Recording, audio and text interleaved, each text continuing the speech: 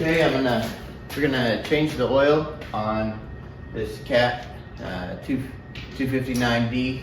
It's a 2015, and we're just gonna change the oil and filters with my sons. So enjoy. Hey, thanks for watching our video today. I hope that as we change the oil and filters in this skid steer that it's helpful to you. I'll be putting up just words on the screen to describe what we are doing in a general sense so that you'll have an idea. But while you're watching this video, I just want to talk over it and do something a little different. I want to talk about why fathers should spend time doing things like this with their sons. It's encouraging to me when I see fathers doing things with their sons, whether it's hunting or fishing or mechanic work or racing or anything like that. Not just fun things, but work-related things. It's good for fathers to spend time with their sons. And I see many men might need some encouragement in this area. And so I just want to address some questions and then kind of answer them. I know sometimes men say things like, I just don't have time. I don't have much time to spend with my sons. And that's understandable to a certain degree. I understand some men have more time than others. Some men work longer hours than others, and there are different seasons of life where we are busier than others. But there really is no excuse for not spending time with your children. And everybody knows that you make time for what's important, and our children know that what's important to us, we make time for. Your children know they're important by the time you spend with them more than the money you spend on them. And if you're a Christian man, we are instructed in the Bible to spend time with our sons, to teach our sons. This is important. We see it all over the Bible, but Proverbs is one of those that is a father instructing his son. Let me just read a few verses from Proverbs. This is from chapter 1, verse 8. Hear, my son, your father's instruction, and forsake not your mother's teaching. Proverbs chapter 1, verse 10 says, My son, if sinners entice you, do not consent. Verse 15, same chapter. My son, do not walk in the way with them. Hold back your foot from their paths. Proverbs 2, 1. My son, if you receive my words and treasure up my commandments within you, you will be blessed. Proverbs 3:1. My son, do not forget my teaching, but let your heart keep my commandments. Proverbs 3:11. My son, do not despise the Lord's discipline or be weary of his reproof. Really, we are instructed in the Bible. Solomon spent time in addressing his son in wisdom and in pouring wisdom into him, and we still read that today. Fathers are instructed in Deuteronomy to teach their children.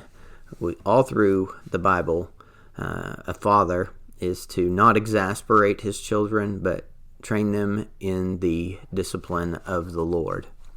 So really, we should be disciplined in doing things with our boys. I know there are lots of things that come up from time to time, and to do sporadic things, camping trips or things like that, but it has to be more than once a year. It may not be every day, but weekly we should be disciplined, whether it is in having a workout routine with our boys, or hunting, or whatever the case may be, working on the car. At different stages of life, I understand this will look different. When your boys are younger, it's hard to take them out to work on the car when they're 2 and 3 years old. But hey, they can come watch and you can show them some things. The thing is, it will take patience. Sometimes men say, you know what, my sons just don't want to spend time with me.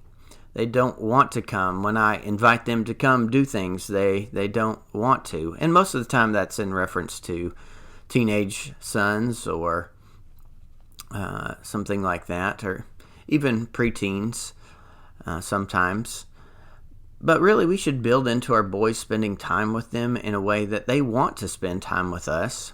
And you know what? My boys don't always want to spend time with me, or I'll say, "Hey, I'm going to do this. Why don't you come?" And they sigh, a big sigh, or "Okay, Dad," whatever.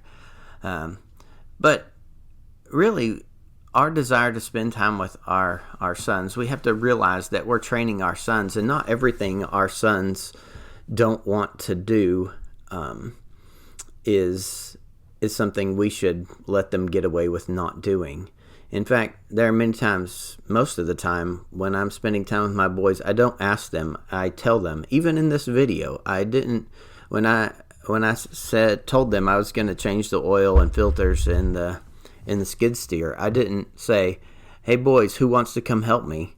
I said, "Hey boys, I'm changing the oil and filters in the skid steer. Come on." I didn't really give them an option. But you can see from the video they're not like upset about it.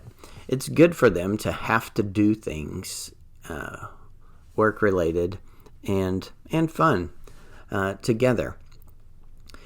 And oftentimes you find people, even our children, they don't want to do things at first, but then after they did them, they realize, oh, what a joy that was. And maybe with our boys, it isn't going to happen until 10 years from now or 20 years from now. They're going to look back and think, man, why did I not want to hang out with my dad so much? Why, I wish I would have hung out with him more. I wish I would have done more things with him. And so making them do it is a good thing. It teaches them what's important as well.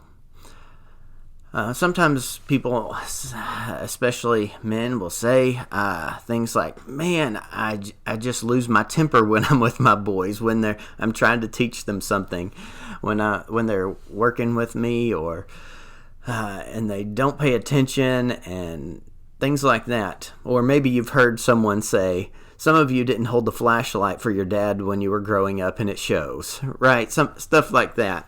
And that's because everybody knows Dad has maybe had a short fuse, and like, how many times do I have to tell you? I'm working right here. I can't see if you don't hold the flashlight right here. How hard is that? Just hold the flashlight right where I'm working. Those conversations have been had over and over again. And of course, it does take patience to spend time with our boys. But it is so important that we need to be patient. Our impatience with our boys says just as much about us as it does about them. In fact, it says more about us than it does about them. We can't expect them to just know what to do and know how to do things the first time, or that if we tell them once and that's enough. No, we have to repeat ourselves over and over again. No, I'm working right here. Shine the light right here. And 2 minutes later, where are you going with the light? I can't even see what I'm doing. Shine the light over here. Right? The repetitious teaching over and over again is important, not just for them, but for us. It sanctifies us. It grows us. We need to learn to be more patient, and our lack of patience might be a hindrance to our boys, to our children, growing and having experiences and learning things that only we can teach them. Proverbs 14:29 says, "Whoever is slow to anger has great understanding, but he who has a hasty temper exalts folly." Or Proverbs 15:18, "A hot-tempered man stirs up strife, but he who is slow to anger quiets contention. So, and notice a hot-tempered man. There are plenty of us who have lost our temper. I'll be the first to say that there are many times when my boys are doing things with me that I have got upset with them and probably been shorter. No, not probably, definitely been short-tempered with them when I should not have been. And after we're done working together, they were trying to get out of working with me, or to quit, to get out of it as quick as they could, to get it over with. And it wasn't an enjoyable time for them. And I had to realize, oh, well, that's my fault. I wasn't patient with them. I did not teach them. And you know what? I have had to go and apologize to them. And that's important too. You're teaching your sons not just what to do and when to do it, but also how to be humble and admit when you're wrong.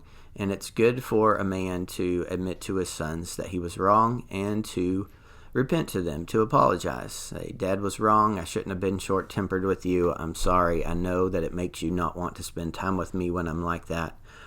I will try to do better next time.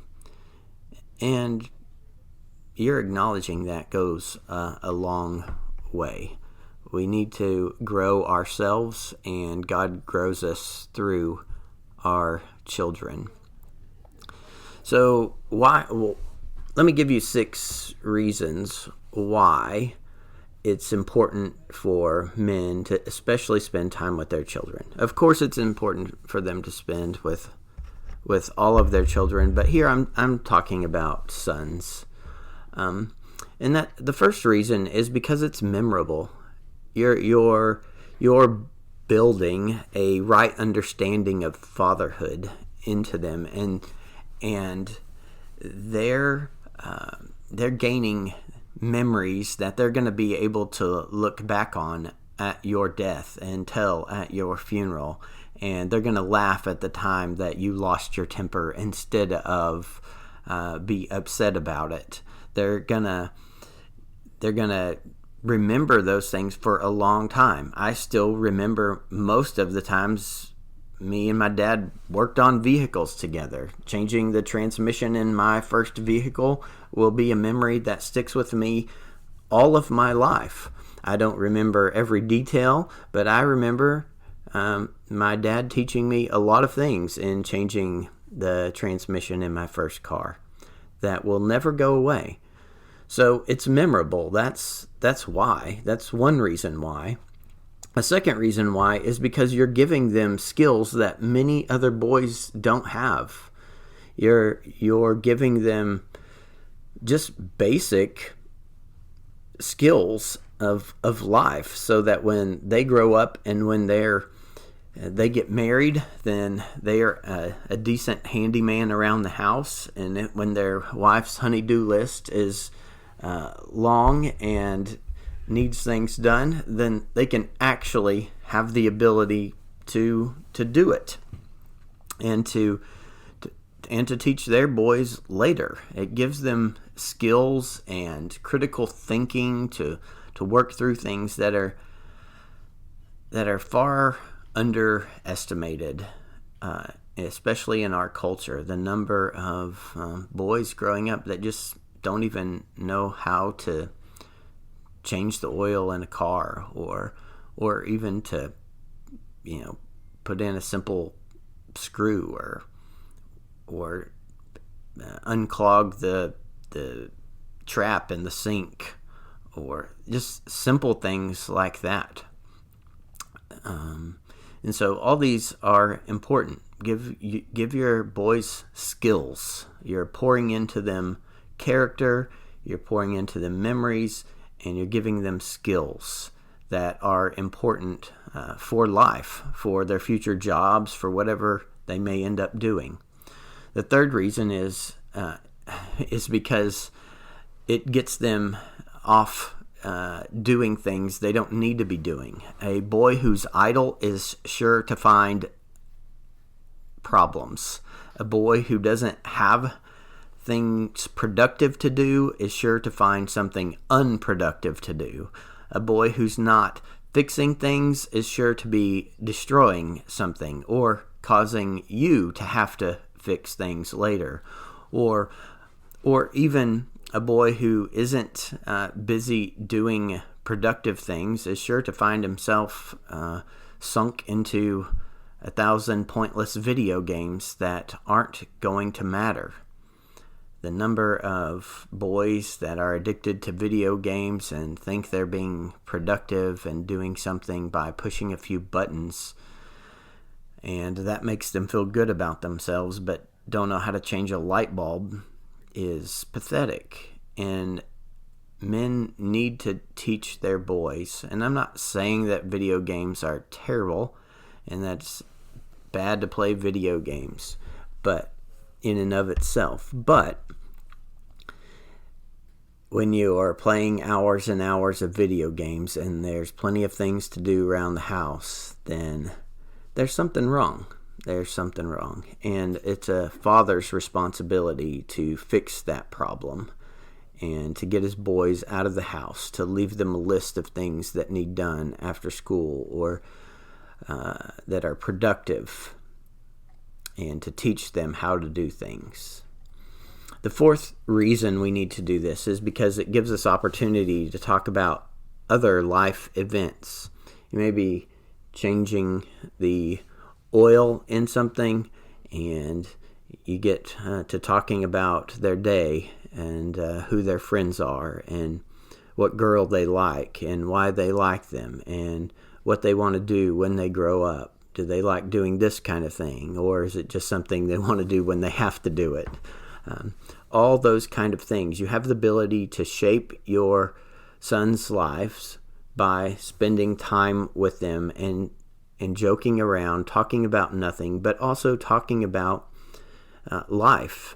And you have the ability to shape their life. And many life lessons come up through the ordinary tasks that we can do together.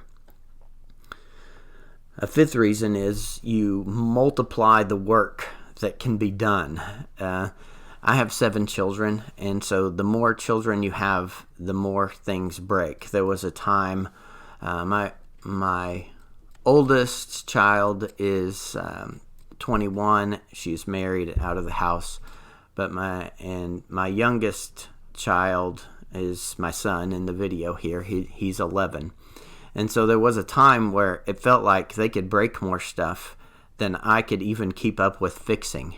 It felt like every time I turned around, there was another accidental hole in the wall, or the oven stove door broke, or the latch in the door broke and won't shut right. Just a 1,000 things. It seemed like every time I turned around, something was broken, and having the time to fix all that was just drive you crazy. But now that they're a little bit older and I can spend time teaching them how to do these things, then the tide is turning, and it feels hopeful that we're getting to the place where there are more people to fix things than break things, and we can actually keep up with what's getting broken and fix them just as fast. Like somebody can replace that doorknob that just doesn't turn right anymore, and somebody can adjust that hinge, and somebody can go change the oil in the car without me now, and things like that. And I don't have to do everything, and what a blessing that is. And so when you are patient and teach your boys how to do things, more things get accomplished in a good way, and it's hopeful, and it's great when you can get to that place, as long as, until they don't grow up and move out. But then, of course, they're not breaking things around the house anymore. But of course, they aren't there to fix it. But then you got to start all over with grandkids and do this again. So another reason, and the last reason I would want to point out, is that it gives them a sense of accomplishment later in life. When they are doing things later that a lot of boys their age can't do, and they can get it done, it makes them feel accomplished and good. It builds self-worth into them. And what a joy it is to watch that. Just even recently watched my 13-year-old do a small plumbing job recently on his own. I just told him what to do, and he did it. He'd never done it before. It's like, and he did it. And it makes him feel good. So all of these are good reasons to spend time with our boys. I'm sure there are 1,000 other good reasons why, and maybe you have some. Maybe you can add them in the comments. What good reasons you have seen come from watching your boys, spending time with them and teaching them how to do things. So I hope this was a blessing. Thanks for watching. If you like this content, like our video, subscribe to the channel. We would appreciate that. So have a blessed day.